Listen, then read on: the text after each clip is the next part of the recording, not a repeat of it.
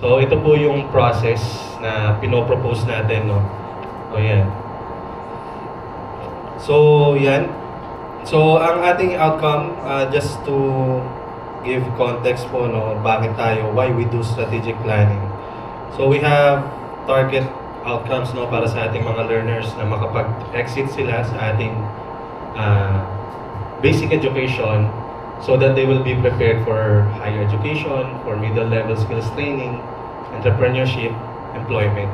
So strategic planning helps us to provide the blueprint, no? Paano makakarating, paano natin matutulungan ng ating learners na makarating sa 4 exits na gusto natin, no?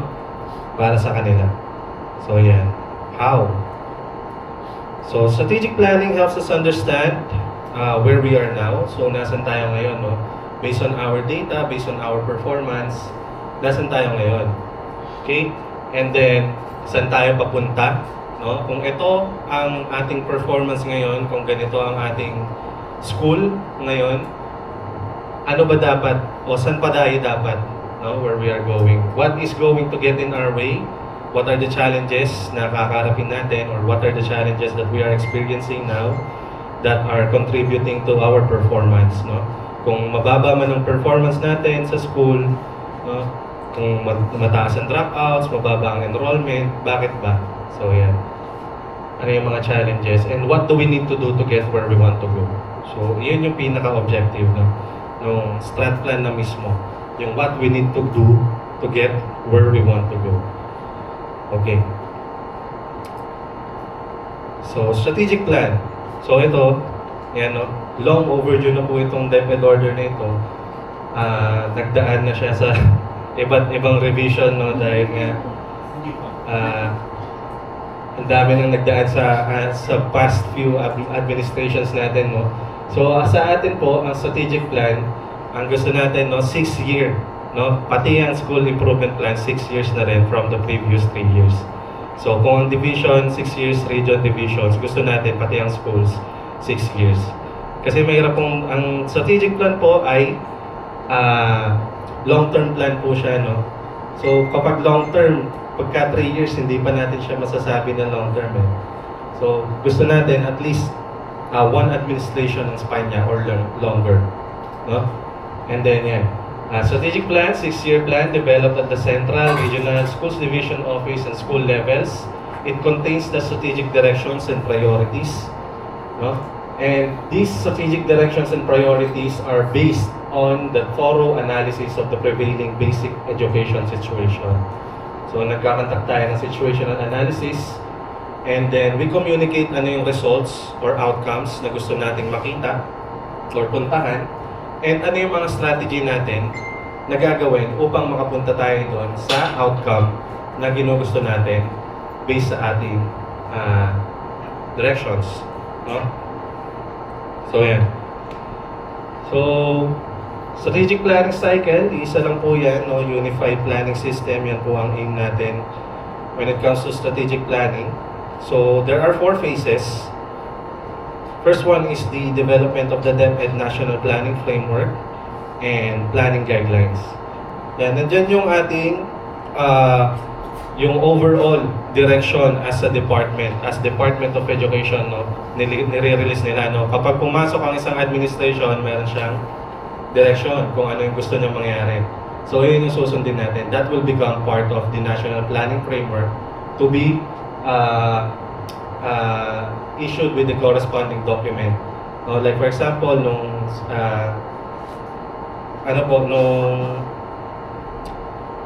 administration po ni Sec Liling, di ba? We have the BEDP, then the administration of the VP, we have the Matatag. And then right now with Sec Sani Angara, we have the 5-point agenda, yung Quality Basic Education Development Plan. So yan. It's just the environment, no? Setting the environment, the planning environment. So sa international, nakaangkla rin po tayo, of course, the Sustainable Development Goals, no? Transforming education. And then sa local, it is translated into the ambition natin, 2040, as our long-term plan. And then sa medium term po natin is yung Philippine Development Plan 23 to 28 for the Marcos administration.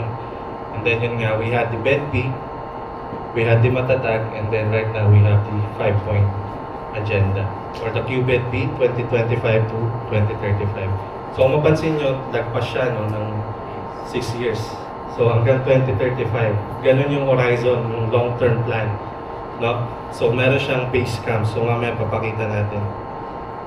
So QBEDP, yun nga po, siya, strategic plan siya, it operationalizes and extends the 2022 BEDP to 2035. So before kasi ang BEDP, 2030 lang siya, di ba? So it also aligns yung 5-point reform ni Sexani and then yung ating national development goals set sa PDP. And then focuses on improving learning outcomes and then yung directions, milestones, key indicators, evidence-based.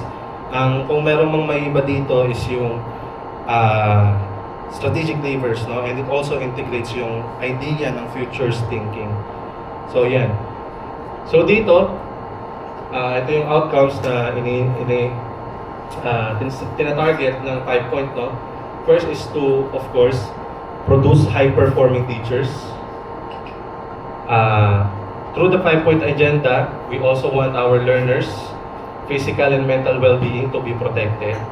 And then we also envision an efficient and supportive governance structure which will lead to a high quality of education, which will help our students, our learners, our graduates in the basic education to become empowered and employable Filipinos.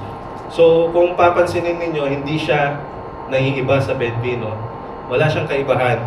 Ang sinasabi po ng ating USICRON kapag pinapresent niya ito is that what's different now is that how we do it.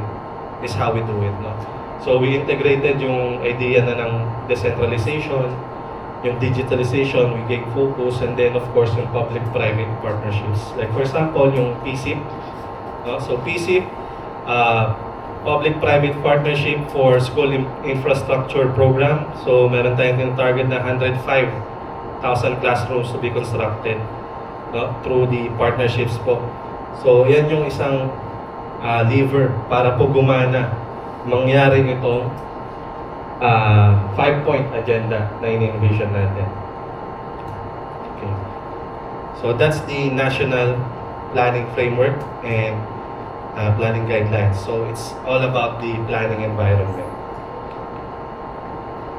So now, we're going to phase 2, which is the development and alignment of strategic plans. So nandito yung process kung paano gagawa. No? Okay?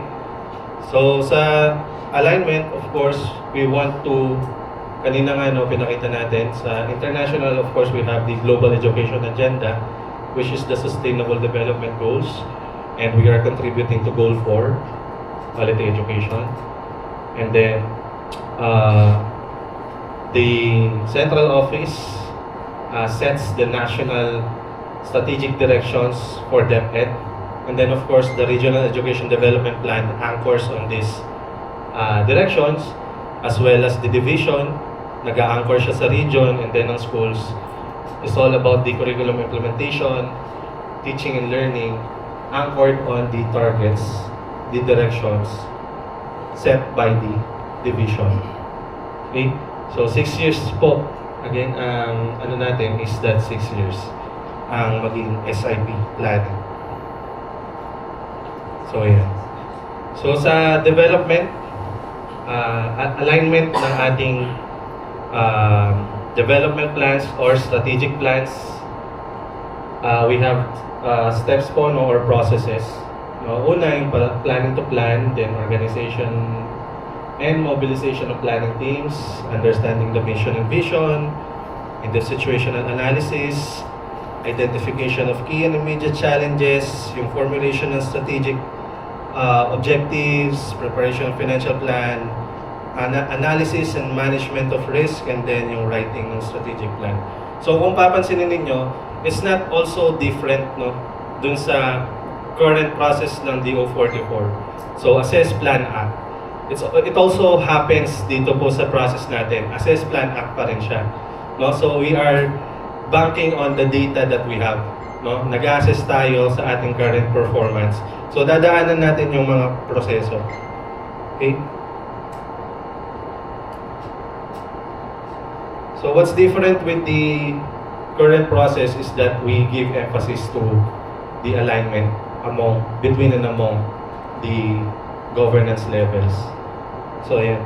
So una pong sa process is of course yung planning to plan. So sinasabi po dito, technical secretary shall prepare a completed staff work. So kapag sinabi natin completed staff work, nandiyan yung data collection, organization, yung validation data, resource gathering, identification of existing gaps that may impede the planning process. So una dyan, yung in-organize natin yung basic profile ng school. So i-organize natin, i-analyze, characterize. So kamusta yung enrollment, dropouts, sino-sino itong mga madalas mag-dropouts, anong grade level. So we organize the data. Okay? Where are our enrollees coming from? So basic profile po ng school. So saan tayo situated yung school natin, ano yung community na nakapalibot sa school. Meron pa tayong mga kalapit na schools. So yan, we organize the basic profile of the school. And then we organize historical enrollment and performance, yun nga po. And then we review past programs and research or studies.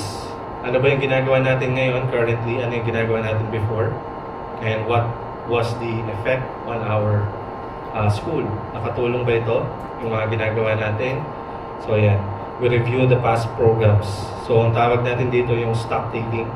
We are doing an inventory of the programs, initiatives, interventions, projects, activities that we are doing sa ating organization, sa ating school at the current time, no? So yan.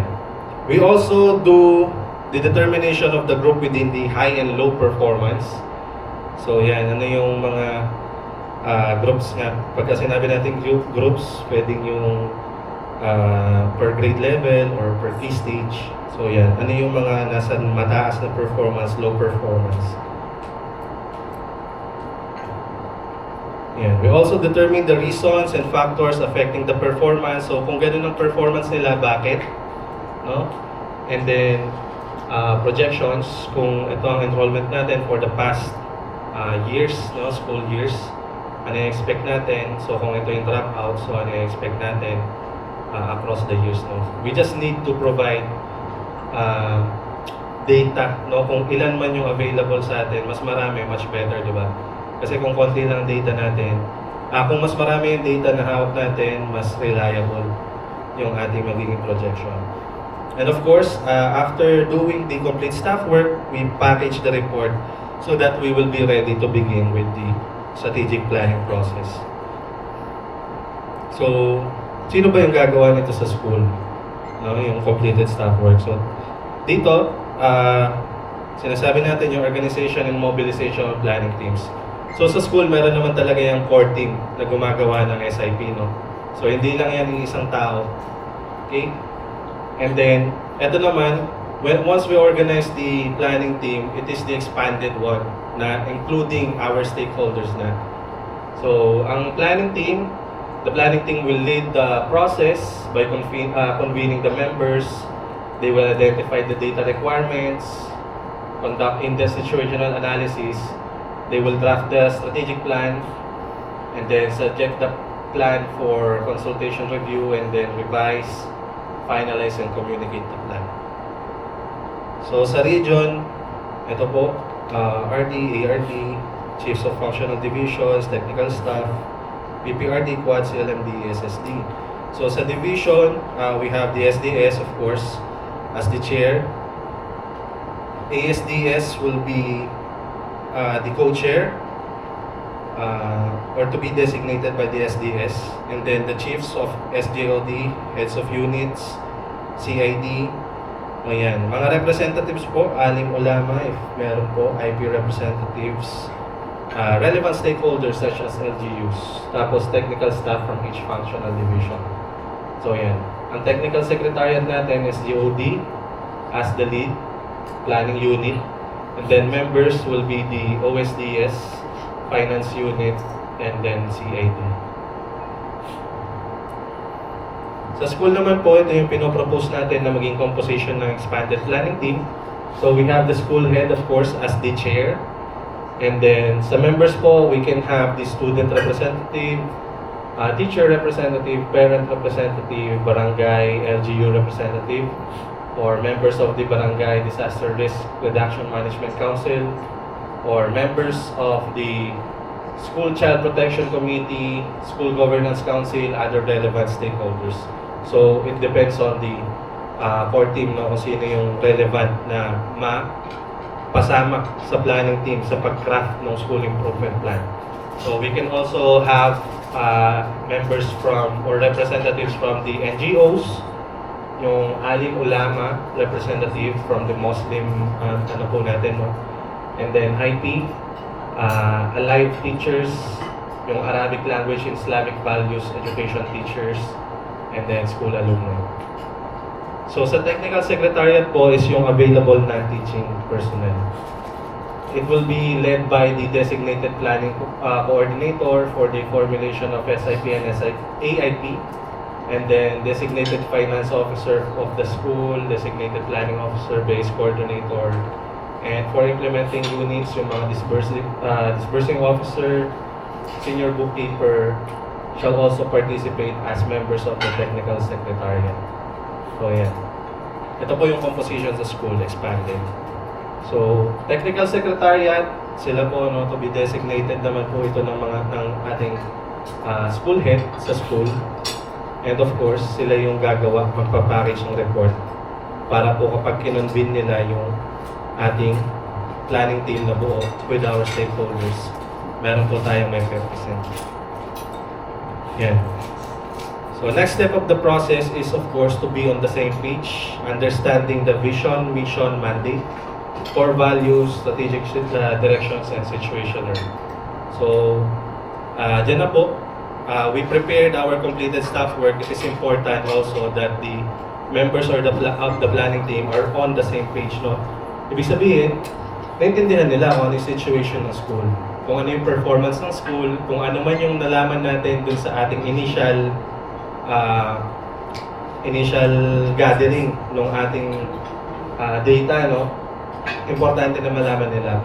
Importante rin na malaman nila kung ano yung mission natin, vision natin as a school or as DepEd, no? Saan ba tayo patungo, so that we will have the same goal, no? And then, yan, yung historical data ng KPIs, performance and milestones, projections, kung ano man yung na-prepare ng school, so, orient natin sila. We are preparing them for the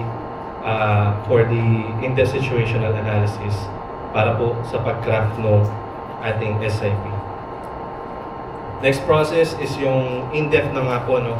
So, nung una, technical secretariat ang nagbuo ng situational analysis. So, meron na tayong idea as the school itself, no? But also, we have to consider yung ideas ng ating external stakeholders, no? So, yun kasi more or likely internal yon, and there are times na kapag internal ang nag-a-assess, no, we tend to be defensive sometimes, no, so hindi natin nakukuha lahat yung real picture, so it's important to include them in the process. So dito sa process, external assessment and internal assessment and external assessment, so ginagamit natin dyan, usually recommended, no, so ito ay mga recommended tools lang naman, no? So kung meron kayong mga ginagamit na sa tingin nyo mas applicable sa context ng school, pwede naman, okay lang. So but in our planning and monitoring technologies na na workshop, training, ito po yung nare-recommend natin. Una yung PESEL, of course, environmental scanning, no?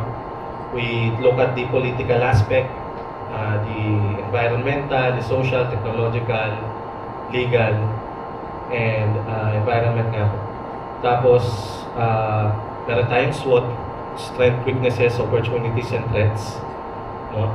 So, usually, yung iba kapag nag-ano po kami, SWOT lang ang ginagawa, no? So, nag-SWOT na kami, kailangan pa ba ng PESEL? So, it is not required, but it is recommended because yung ating opportunities and threats sa ating SWOT can be extracted from the PESEL dahil external siya. Okay? We also have, of course, we can also look at the curriculum support system. So, sa school, kapag nag-conduct tayo ng in-depth situational analysis, we look at our teachers. Kamusta ba ang ating teachers? So, ito internal, no? Kamusta ang learning environment, ang ating facilities sa school. So, yan yung mga tinitingnan natin. Yung learners ba natin, kamusta? Yan. Titingnan natin yung performance nila, sino ba itong mga low performer natin, bakit ganon, ano bang pinanggagalingan nila. So, we also look at how we do assessments. No? Akma ba yung assessment na ginagawa natin? And then, yung leadership. Kamusta ba yung leadership sa school? So, that's also one of the things that we can look at. And then, of course, yung supervision and technical assistance. So, how do we provide it as SDO to the school or within the school? Paano ba nakakapag-TA, nakakapag-provide ng supervision sa school head to the teachers? So, yan, yung SBM, how do they do the SBM? And of course, yung relationship outside with the community, with our stakeholders and partners. So, in doing the in-depth situational analysis, we are digging deeper, no? From what we have, the initial analysis na ginamit natin or nakuha natin sa pag-CSW natin, no? We are now digging deeper to extract the real picture, the bigger picture. No? So, that's conducting the in-depth situational analysis. So, tool, again, no, sa natin, in-depth situational analysis. So, problem identification and analysis, marami tayong tools dyan. So, hindi po natin kinukulong, no? So, meron tayong fishbone, merong streams, merong mind mapping, gap analysis, force field analysis. So, marami talaga. Maraming na-introduce ngayon na bago. So, we are not limiting what you want to use as long as it is applicable and it will reveal the real situation in the school. But during our training, what we recommend is the problem tree. No? So, bakit problem tree ang ginagamit natin? So, it necessarily leads kasi to the formulation of the solutions or objective tree. So, kapag meron kang problem tree, so madali siya tapatan. So, kung ito yung problema, ito yung core problem, ito yung mga causes niya, ito naman yung ano yung gusto natin mangyari. So, if this is our performance now, what do we want to achieve sana? What is our desired outcome? So, madali siya lapatan, no? And then also, it provides us by giving us a comprehensive understanding of the core problem. So, meron tayong identified na core problem, yung causes niya, yung effects, and then of course, yung holistic view. Nalilink natin yung mga factors, yung causes and effects, and then of course, it helps us identify the root cause. Because once we address or identify the root cause, and na-address natin itong root cause na to, lahat ng mga yung mga subsequent causes underlying causes na na-identify natin, masosolve niya, leading to the solution or addressing the core problem. No? And then, of course, it also provides a hierarchical approach. Kapag sinabi natin, kapag problem tree kasi, no, meron siyang causality levels. So, meron tayong immediate causes, merong underlying causes, up until we reach the structural or the root causes. So, hierarchical siya. So, alam natin kung anong uunahin kapag nalapat natin sa problem tree. So, in doing the problem tree, sa problem analysis, we do, ang technique dyan is yung 5 whys. No? Why? Bakit? Yan. So, but what we are saying here is that it's just a technique. No? It's not necessary na, hindi naman necessary na kailangan laging 5. No? Pwedeng sa pangatlong why pa lang, bakit pa lang, ma-identify mo na yung root cause. No? And then, ganun din sa effects. So, it's better to enrich the problem tree. So, we accept, no, its collaborative yung effort na to, no? We do brainstorming as a group. So yan, walang maling sagot, no? We welcome ideas, ilapat lang natin so that we can grasp yung core problem, no? Ma-elaborate natin, makuha natin talaga yung causes and yung root cause. So yan. After we identify the problem, no, we do the in-depth situational analysis na kapag internal assessment, external assessment na tayo, and then we do problem analysis based on the performance of the school. Mataas yung dropout rates, so tayo, madami yung number of dropouts, no, for a certain grade level. So we do the problem analysis. Bakit ba sila nagda-drop out? Kasi ganito, yung teacher, ganito, yung facilities kasi kulang, wala silang gana. So we do the problem analysis. So identify naman ano yung key and immediate challenges. So yan. So just take for example, no? Example lang. So we are a minor. Of course, we have goal and objectives, no? And the objective of the minor is to get the gemstones. Okay? But of course, before makarating yung minor dun sa ating gemstones, merong key challenge. There's a crucial barrier hindering the minor from getting the gemstones. So yeah, that's it will take a long time for him to address that. And even before na ma-address ng minor yung crucial barrier na to, crucial barrier, meron pa siyang immediate challenges na kailangan tingnan. Like, equipped ba yung minor to deal with the big stone, no, boulder? May sapat ba siyang training? May license ba? May permits? No? Kamusta ba yung team? So yan. Identification of key and immediate challenges. So we have the goal. Key challenges are the crucial challenges hindering us from attaining our desired outcome. And then, meron tayong immediate challenges na kapag na-solve natin, it will contribute to addressing the key challenges. So yan. Like for example, sa school naman, we have the planning team. Yun nga, ang goal natin or outcome na gusto natin is to help our graduates reach their the 4 exits, no? So yun ang ating goal. So either employment, higher education, middle level skills training, or entrepreneurship, yan ang goal natin. So kung simpler term naman, pwedeng ang goal natin is just to reduce the dropout rates kung yun yung problem sa school. So pwedeng yun ang goal.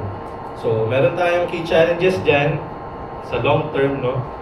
So for example, kung exits ang titingnan, meron tayong key challenge, mababa yung percentage of learners natin na nakaka-achieve ng proficient sa math, reading, and mathematics. So that's one of the key challenge. And hindi siya masosolve in the short term. Okay? So high prevalence of school leavers, weak alignment of between education outputs and labor market needs. And then yung governance and implementation bottlenecks. Yung sa efficiency factors when it comes to the organization itself sa school. No? And then of course, immediate challenges, again, there could be challenges sa teachers, shortages, no, sa facilities, kulang na we need to request from the higher ups, no, as a school. Kailangan natin ng facilities to improve our ratios on classroom learner, seat to learner, computer to learner ratios. So, yun yung mga immediate challenges natin. And then, also, titingnan natin again yung curriculum support system natin. That once we solve the challenges here, in these factors, no, masosolve natin itong key challenges and we will help our graduates to achieve the desired outcomes. So, yeah. Key challenges can be solved medium to long term siya. Short term, yung mga immediate challenges. So, yeah. Next, once we identify the core problem, the key and immediate challenges, no, we set na yung strategic directions and its alignment across levels. So, objective settings and target setting. So, meron kang problem, nagsiset ka na ngayon ng objective. If this is the situation now, what will be? Ano bang ano bang dapat mangyari? So, yeah. So, we define the desired outcomes for the learners in the next 6 years or longer. No? We include targets on enrollment, learners' performance and achievements, and then the desired outcomes on governance or desired organization. We also define the strategic directions. We have priority key stage or priority grade levels sa schools, school segments, geographical areas, target groups, programs and projects that will provide the most impact to learners' access to quality basic education. So kung meron naman tayong sinet na objective, meron tayong target, no, we also define the strategy. How do we get there? How do we get to the desired outcome that we set? So, alignment of the strategies to the National Planning Framework, strategic trusts. So, sinasabi lang natin dito, meron kasi, di ba, before sa BEDP, nakalatag na yung strategies. Meron ding interventions. Matatag, meron din yung strategies, meron interventions. QBEDP, meron din yung strategies and interventions. What we're saying here is that merong nationally provided through those documents na pwede natin i-adopt as long as it is applicable to the schools. Pwede natin siyang gamitin.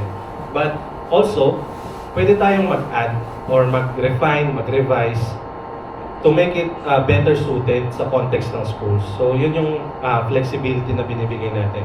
So, hindi tayo nakakulong sa document, of course. Mas kilala ng region ang kanyang nasasakupan, mas kilala ng division ng, halimbawa, NCR, mas kilala nyo ang NCR.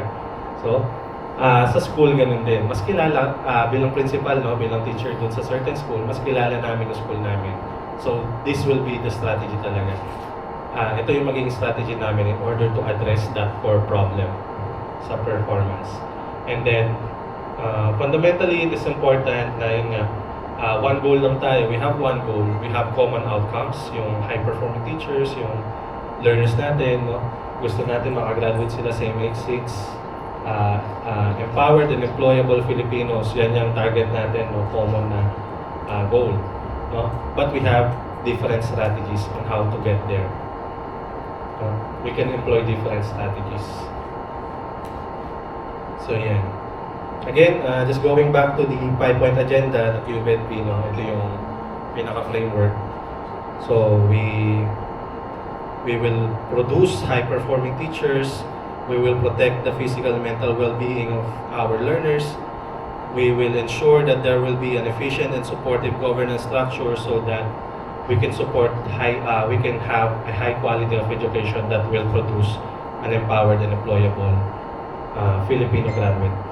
And then this will be done through the strategic levers, this decentralization, digitalization, and public-private partnership. So yan. QBEDP 2025 to 2035. So there are base camps, no? Base camps ang tawag. So nung una kasi merong phases, di ba? Phases nung ating BEDP. So phase 1 is recovering from COVID, and then phase 2 is sustaining the gains and maintaining innovations, no? And then dito, sa base camp 1, we are catching up 2025 to 2028 with our challenges, no? We do the deconcentration of certain PAPs, we have the PSIP, access to devices, connectivity, digital services, data reform, learning outcomes, transparency, and e-care. So, some of these are already happening. No, yung, for example, yung project bukas, nangyayari na yan. So, e-care, meron na rin yan. And then, of course, next will be Basecamp 2, 2029 to 2031. In this phase, mag-i-innovate na tayo as the Department of Education. We will now do devolution of certain PAPs to other governance levels, continuation and scaling up of the PSIP. We do transformation of services through technology and administrative data transparency and regional analytics. Basecamp 3, overtaking, ang ine-envision natin dito sa overtaking is that we are already exceeding the performance of our neighbors, at least in the ASEAN. No? So, overtaking or at par na tayo sa global standards. Yun yung target talaga. And then, dito in-envision natin na meron ng greater role yung LGUs in the management of schools, PSIP institutionalization, transformation of the organization through technology, and full transparency and anticipatory governance. So, dito 2034 lang kasi yung 2035 daw is for the evaluation of the plan na daw. QBEDP. Okay? So, yan. So, yun. We have the objectives. Base camps, no? We have the base camp 1 hanggang 2028, 31 for base camp 2, base camp 3. And then, based on our problems naman, we convert it to an objectives 3. So, objectives 3, we are just flipping our problem 3, no? It also provides the comprehensive picture of the desired future situation. Negative situations in the problem tree are converted into solutions expressed as positive achievements. Kung sa problem tree, cause and effects, dito naman means and ends. How? How ang tanong sa kanya. So, yeah. So, for example, high dropout rates among junior high school learners from school years 2017 to 2025. So, we have that data. For example, so based on that data, high dropout rates daw, no? And then, gusto natin, just flip it. Just flipping the problem. Our main objective now is to have reduced dropout rates from 2026 to 2035. But of course, it will only happen if we identify yung mga, if we are also able to address yung mga na-identify nating causes and turn them into means. Paano tayo makakarating dito sa reduced dropout rates among junior high school learners, and sa taas niya, no, yung ends. Kapag na-address natin to, nangyari itong reduced dropout rates, anong mangyayari? Of course, yung goal natin kanina na matulungan yung graduates natin na maging empowered and employable. And so, yung 4 exits. Yun. Yan. Dito naman, more or less, dito, after we've done the objective setting, the objective 3 analysis, buo na yung strategic plan, no? Meron na tayong plano. So what we're doing now is we are making the plan bulletproof by doing the risk management and analysis. So it is a process that helps the organization identify and manage potential problems that could undermine key initiatives or programs. So, yun, risk. Ano ba yung pwedeng makahadlang sa atin sa paggawa or sa pag-implement ng ating strategic plan pagpunta dun sa desired outcome na sinet natin. So, in-identify natin, we manage it. No? We scale it yung likelihood and impact, and kung kailangan bang aksyonan agad. So that's what we do in the risk management and analysis. So going back to our sample kanina, yung minor, no? So we have the strategy, no, to ensure that licenses, compliances, and permits are secured. So meron diyang kaakibat na risk, delays in approval, regulatory changes. So, we also strategize na kailangan nating improve yung access to quality materials and equipment. Ang risk niyan is cost overruns. We go over the budget, substandard materials sa market, and then unavailability of high quality equipment. So, sa capacity naman ng personnel, merong mga personnel tayo na resistant to change. No? So, ayaw nilang matrain. So, ayaw nilang mabago yung mga, they are resistant to new technologies that we are introducing to them. So, meron mga ganyan. So, resource constraints, lack of qualified training providers. So, ang sinasabi lang natin, once we have the strategic plan, there are also risks na kaakibat. It is just for us to manage kung kailangan bang aksyonan to kaagad mga to. So we analyze based on likelihood of it happening and its impact to our organization. Yeah. So, identify, we analyze, we evaluate the risk, eventually leading to a comprehensive risk management plan. So, yeah. Aside from the risk management plan, we also do the M&E plan. We also do the communication plan and the financial plan. So, yan, yung mga plans na yan ay just parts of the strategic plan. No? So yan, they are part of the strategic plan. And the risk management plan, M&E plan, communication plan has something to do with the financial plan. Because meron din yung cost na kaakibat, no? May gastos din yan kapag naggawa ka ng risk management plan and you risk mitigation, meron yung cost. Of course, M&E, when you do M&E, meron yung cost. And then when you do communications, advocacies, reach out to the stakeholders, meron yan kaakibat na cost. So it's all part of it has effect on the financial plan. So yan, M&E plan, dito sinasabi lang natin, are we meeting the targets as planned? So we are checking, no, evaluating. So paano yun mangyayari yung checking na yun? So it contains the scope and purpose of M&E, the data collection and management plan, the data analysis plan, and M&E results reporting, dissemination, and utilization.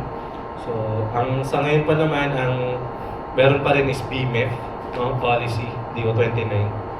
But of course, with the establishment of the monitoring and evaluation service or office in the central office, we do not have an update yet kung paano mangyayari sa BMEF. No, but same with the DO44, existing pa naman talaga, no, yung current process ng SIP. So but as much as possible, dahil most of our SDOs and ROs are trained na dito sa ating planning monitoring technologies, ito na yung process nila. We also want the schools to have this same kind of pagtingin when it comes to strategic planning. So yeah. Next, communication plan. We are making sure that the plan reaches the intended audience. How they intend to inform the stakeholders and partners. Sino ba yung audience natin? We identify. Sino ba ang dapat makaalam about our plan? Sino ba yung mga importante? Nandiyan yung LGU, nandiyan yung parents, yung learners, kailangan alam din nila. Gaano ka frequent yung communication natin sa kanila? How do we reach them? Do we do in person? Do we do IEC materials? Do we prepare IEC materials? No? So, yan yung mga nakalagay sa communication plan. And then, when it comes to the implementation naman, M&E tayo, anong nangyayari sa plano? It's also part of the communication plan. So, anong nangyayari, paano natin i-communicate when there are milestones or changes in the plan?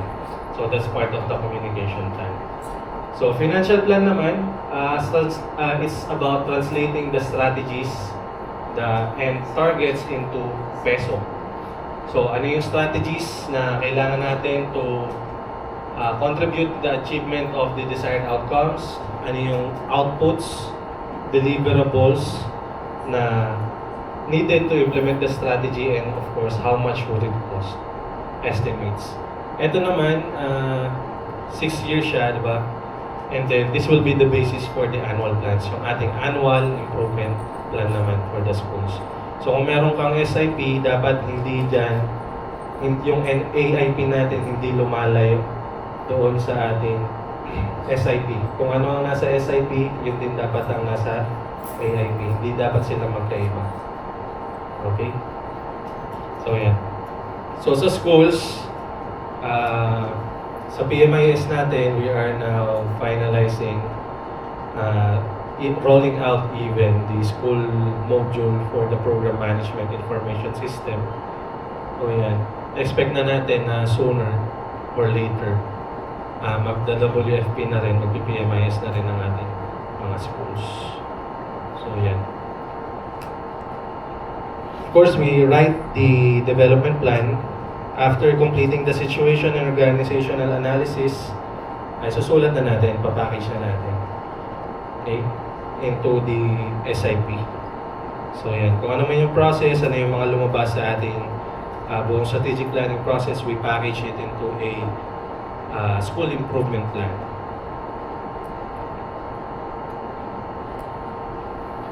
The outline for the SIP would be patterned sa ating QBEDP kung paano siya sinulat. But same with before, it contains yung ano lang, yung school situation, yung strategies. With regards to the specifics, it will be part of the ano na lang, the order. But again, kung ano man yung lumabas sa atin, yung for example, yung results, yung school profile, nandiyan yan of course. The school profile, yung challenges of the school situation, no, when it comes to the outcomes, the quality of education, access, yung profile ng teachers, yan yung mga kasama dyan. And then of course ang strategy mismo. And then yung appendices would be the other plans, risk management plan, school, communication plan, M&A plan, financial plan. Quality assurance, so of course we have the appraisal. Na-appraise po ba ang NCR na ano, REDP? Hindi po. Wala. Yeah. So yan. Nakaalis na kasi yung aning. Yeah. So of course the schools, their SIP will be appraised by the division. So division ang mag-a-appraise niyan. Division, si RO ang mag-a-appraise, and then si CO, si REDP, si CO ang mag-a-appraise. Okay, that's the process. Meron dyang dalawa, yung technical review at yung management review. Technical review, it's within the team, no? So meron tayong chair sa school, our school head. So technical review muna if this is true. No, titingnan natin talaga kung talaga yung strategic plan it reflects kung ano yung situation sa school, and it reflects the direction nung school in order to address these problems, and then align pa siya sa targets ng mga division. So nandun naman yun sa management review, yung alignment to the division, targets, and strategies, no? Kung naka-align ba siya sa targets, kasi kapag targeting, di ba? Sa division, kailangan ang target ng regions more or less the same ang mga divisions in order to achieve that target sa regional, di ba? So, ganun din sa schools. So, sa management review, tinitingnan ni division kung reflective ba of the 5-point, of course, unang-una yung national agenda ng ating administration, lumalabas ba dun sa SIP? Does the SIP reflect the real situation? Supported ba ito ng data? Supported ba ito ng situational analysis? And yung bang in-identify nila na strategies or objective nila would address the problems identified. So yeah, placing the development plan. Phase 4, roll out. We do the communication of the development plan. We release the plan for implementation, and then of course yung all over the process, no, hindi naman siya sequential, no, cycle siya, iterative, no. We have the monitoring and evaluation all over the process, so we can go back. Kung sinasabi nga natin, it's more or less the same with the current process of Assess Plan Act of the DO44, no, na iterative rin siya, na babalik siya sa assess once we do the act, no, yung implementation. So yan. Aligned with the M&E plan, the designated M&E team shall continuously monitor the implementation of the strategic plan and gather feedback. So we can refer to the O29, Series of 2022, or the BMF policy. Dahil yun pa rin naman ang current policy natin when it comes to M&E. So yan. So how does the strategic planning impact the learning outcomes? Just the ending na lang. No? So for example, we have lenses kasi, no?